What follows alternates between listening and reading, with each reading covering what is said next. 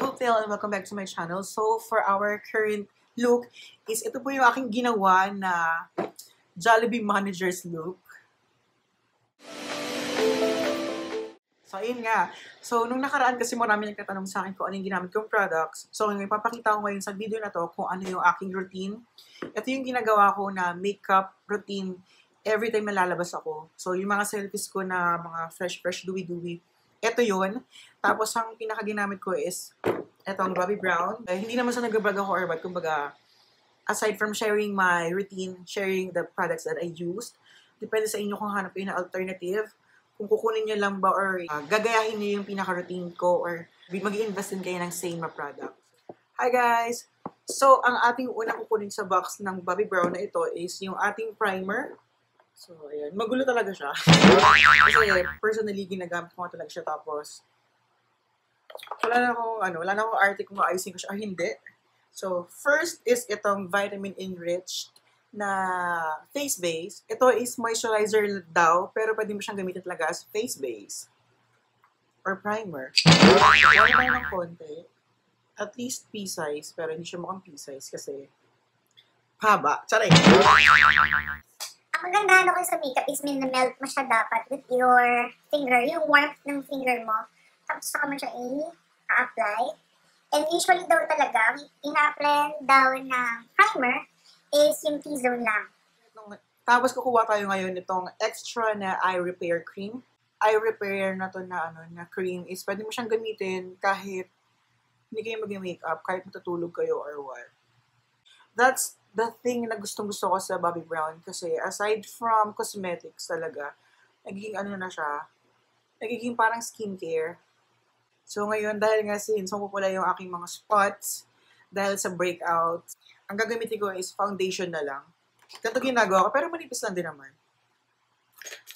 This one is Skin Foundation Stick in Natural 04. So ngayon, ang gagawin ko dito is i-blot ko siya doon sa mga spots.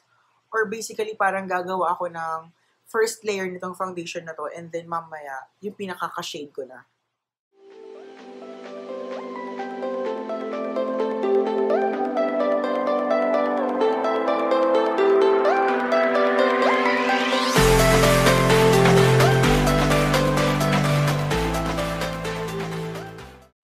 Finger blend lang para yung warmth ng kamay ko, aside from biniblend na siya, ang ginagawa is pinipress pa sa skin ko. Ayan yung peg niya. Instant concealer and foundation na siya at the same time. So, hindi na ako mag-worry. Kasi nga, pag nagko-concealer ka rin minsan, kapag hindi tamang shade yung gamit mo, tapos dun pa sa spots na hindi naman kaya niyang i-color correct at the same time is mahirap. Nakikita mo yung color payoff underneath the makeup.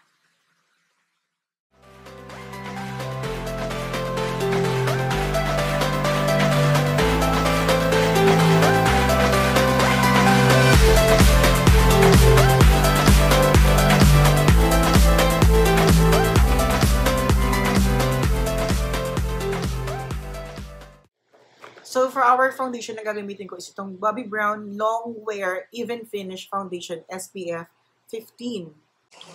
So, pump lang tayo here.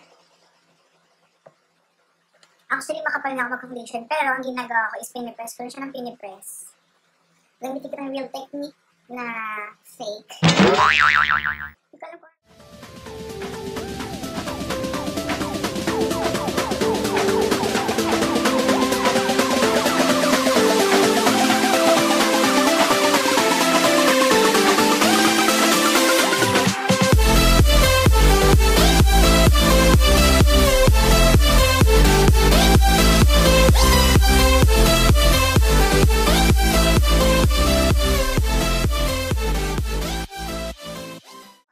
grabe, nag-a-adjust yung aking lighting dahil nga sa bawat nilalagay ko, nag-bounce back yung light from outside sa face ko tsaka sa camera.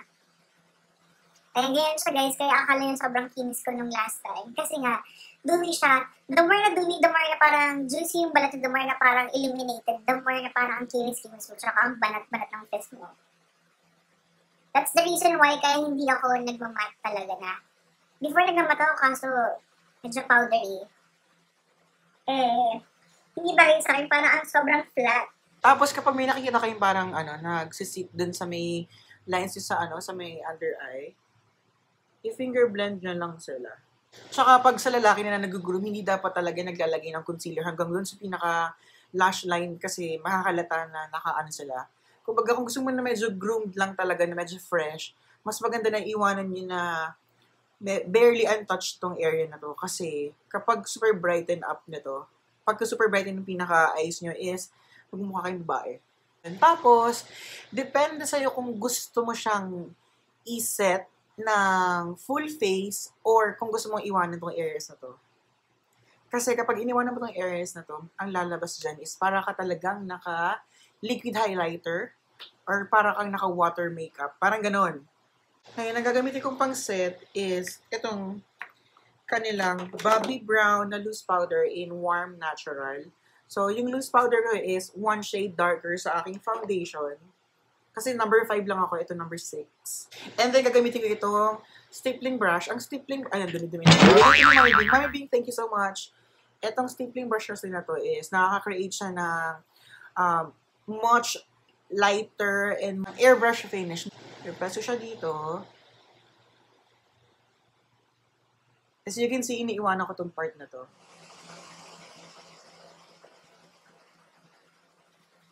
Ang kagandahan ko sa foundation na to guys is meron siyang a little bit of coverage. So yung coverage na yun is makaka-cover pa ng imperfections sa skin. Especially kapag super lazy kayong mag-cover up ng concealer or na color corrector. Super, advantage. So sa temples. So, iwanan ko tong part na to. Ito. Ayan guys, diba glossy pa rin siya. Tapos, ngayon, ang ginawa ko kaninang technique is finesse ko lang siya. So, dineposit ko lang siya. Ngayon, mag-blend na tayo.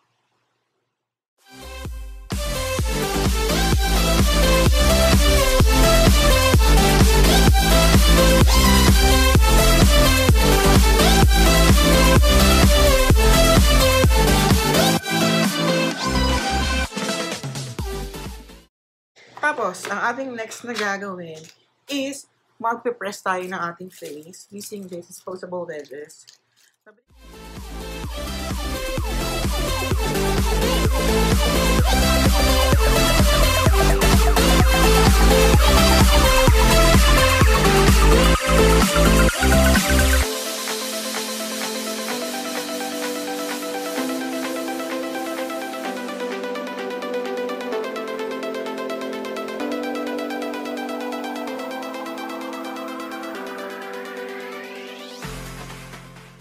Ayan, so nagalagay tayo ng konting loose powder.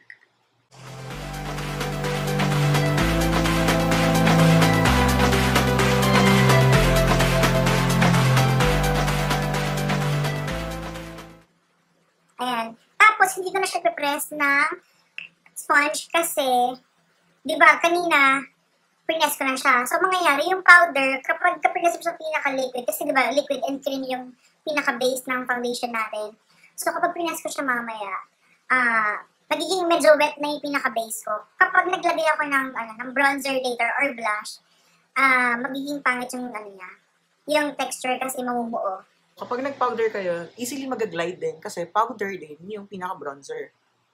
Sa blush, depende sa gusto ko. Meron akong, this one is rose na blush. This one is cream blush. Ayan siya. Pag gusto ko maganda-ganda, ito ginagamit ko. Pero pag gusto ko naturalan, is itong powder pink. Ayan. Yan. The reason why hinayaan ko siya medyo wet kasi para pag-blendan ito. Ayan. Kasi once ang nagpatong ka ng cream sa powder, mamumuo. Pag nagpatong ka ng powder sa creamy or liquidy texture, mamumuo rin. Tapos, ang technique sa pag-blush na gusto niyo yung naturalan tignan, the more na malapit sa ilong, the more na parang ang fresh na tignan, saka the more na parang, alam mo yun, ang baby-baby ng face nyo. Ngayon, si Bobbi Brown, hindi siya naniniwala sa contour. Hindi siya naniniwala. So, mga ginagamit is pang bronzer lang. Itong bronzer na meron ako is yung golden light. Actually, meron pa tong lighter ng konti. Kaso nung time na bibilin ko sa MOA is wala. Sila available. So, kinuha ko na to. Yung katulad ng shade is ito, tsaka ito. Diba? So, okay lang. Kasi, ang contour talaga dapat, kung ano yung shadow na nakikita mo sa iyong face is doon. For example, front view, kung ano yung makikita mong shade dito, dapat yun ang ginagamit mo. Parang here, kung ano yung nakikita mo dito sa may bandang dimple ko, ayan, yun ang ginagamit talaga usually na pang contour. Pero since bronzer, mas lighter pa dyan. So, bronzer, isang ganyan, saka ako mag-smile lang ganito. And then, yung pinaka, diba, cheekbone ko yun, halfway pa ilalim.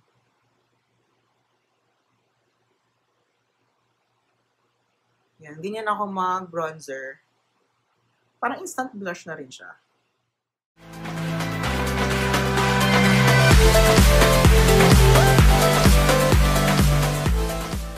Kaya ako ganito mag-blush, saka kaya ako ganito mag-bronzer. Para sa mga ka-face shade ko na, alam niyo na, putok yung piso niya, kaya Jollibee. Ini-scalp ko yung part dito para either mag-smile ako or magsalita ako. Ayan, humuhulma siya.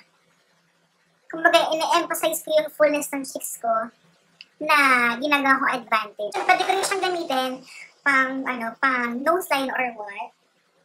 Or lagay mo dito pag na-eyeshadow mo. Kasi, talaga, ang pag-eyeshadow, sa mga basic eyeshadow, mga 2 shades lang, or parang gusto mo lang natural look lang. Kung ano daw yung ginagamit mo pang bronzer, yun lang gamitin mo sa eyeshadow. And speaking of eyeshadow, kaya iniiwanan ko siya na hindi lang nalagay ng product dyan. Yung pinaka-cream lang is para moisturize lang siya. Hindi siya mag-dry. And then, yung pinaka-natural color ko, kasi hindi ako nagdali siya ng foundation, diba? Yun yung magiging lalabas na parang natural color ng eyeshadow ko. Dami kong talak na, pasensya na guys. Pero talaga, kasi wala akong kinakausap. Okay tayo sa face, ngayon po tayo sa brows. Ang gamitin ko is itong natural brow shaper in Mahogany na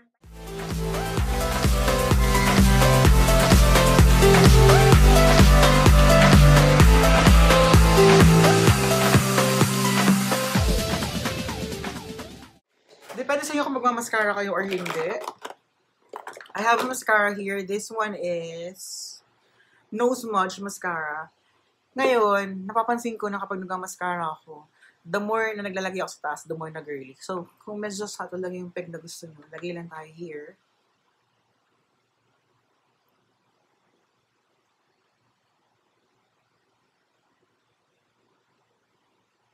Sa ating lower. This one is Suntan pink. Ayan. Parang wala lang siya. So, super okay niya. Lalo kung gusto niyo ng panglalaki or pang grooming lang.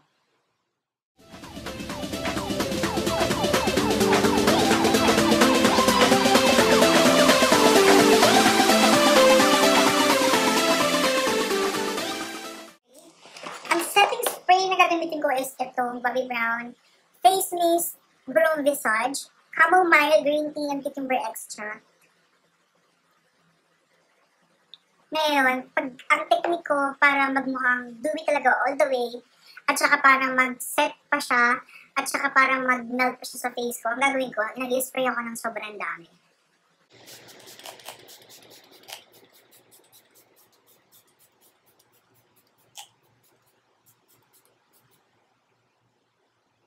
So, ganyan. Hinayaan ko siyang matuyo. Ngayon, ang perspective ko kaya ako nag-set ng ganun, alam niyo yung alam niyo yun eh, yung technique na ilulublob niyo yung face niyo sa water.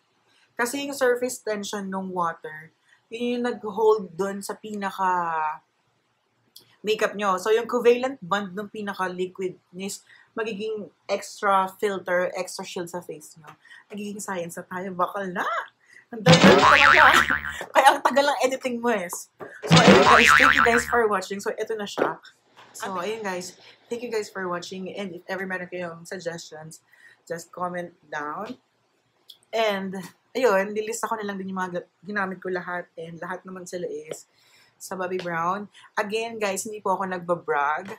And, ayun, pinakita ko lang din yung routine ko. Tsaka since marami nagtanong simula nung nilabas ko yung Jollibee picture na yun, kung ano yung ginamit ko. Tsaka kasi ang kinis ko.